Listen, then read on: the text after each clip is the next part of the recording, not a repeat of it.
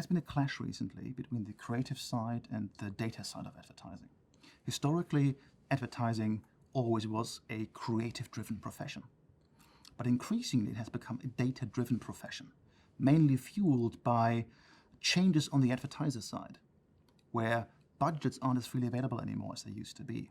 It's increasingly procurement teams and consultants that hold the CMO accountable. So advertising has to deliver, not just nice creatives or on media metrics, clicks, views, likes, and so forth, but business outcomes, units sold. But we're at a point right now, at a pivotal point where we have to understand what is the optimal balance.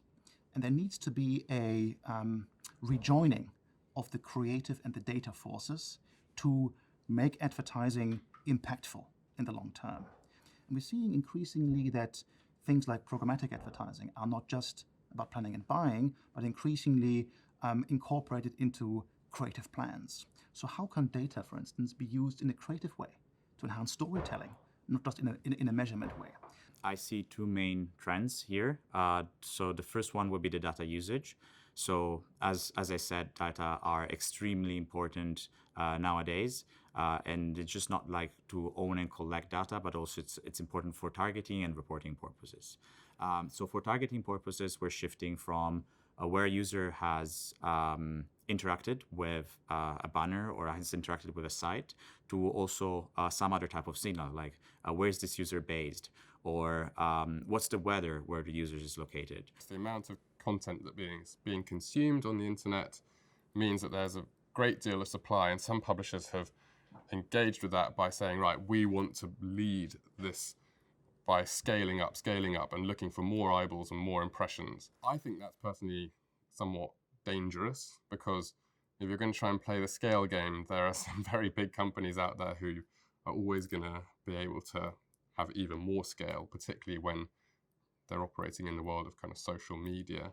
So for publishers who are creating real content, I think what they should be thinking about is how can we create editorial content which truly creates engagement and captures the attention of our readers, which really is the same rules that apply to old-fashioned editorial content in the print or broadcast TV world. Ultimately, quality should pay. So the second trend would be actually the amount of channels that are being able to be bought by these programmatic technologies and tracked and measured on. So for instance, audio, which is clearly all type of audio advertising that are going into your streaming service of choice or like on the internet when you're surfing it.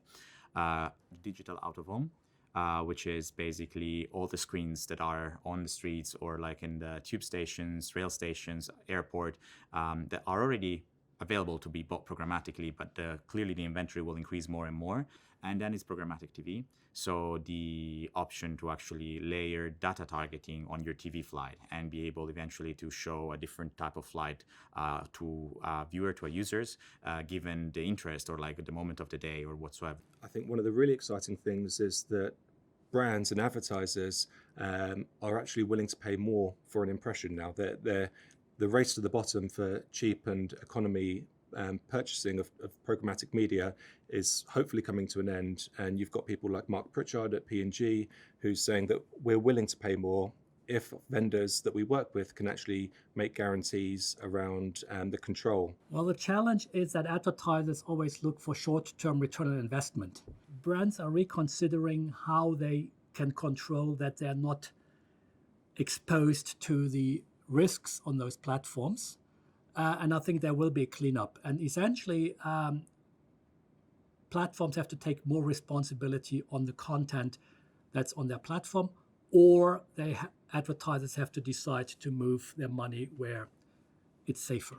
So in 3 to 5 years' time, I think the trend will continue more towards the programmatic guaranteed type of deal, sort of programmatic direct, because of the evolution, because of the enabling sort of the more sort of control and access to very specific audiences, and because that is embraced by the premium side as well, where this is more scarce inventory, But this is the high-value inventory that drives eyeballs and drives the engagement.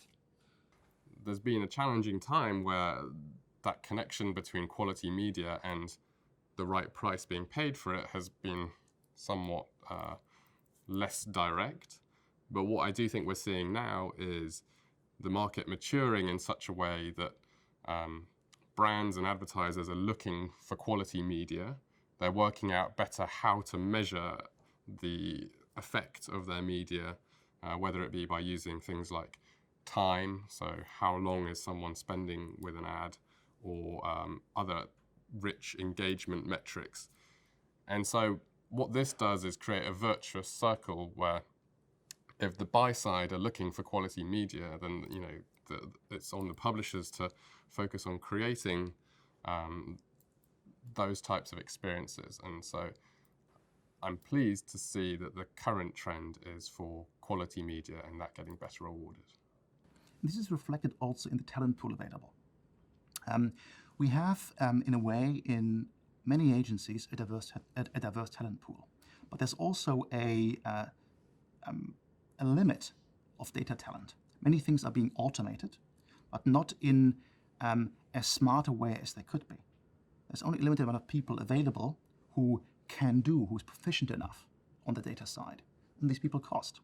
So paradoxically, there has to be more data competence in agencies to ensure that the creative and the data side is being married.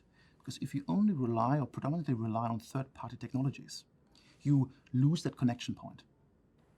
So talent, nurturing both creative and data talent, and also in talent education, bring these two sides together, underscoring that they are two parts of the same coin and not diametrically opposed things like water and fire.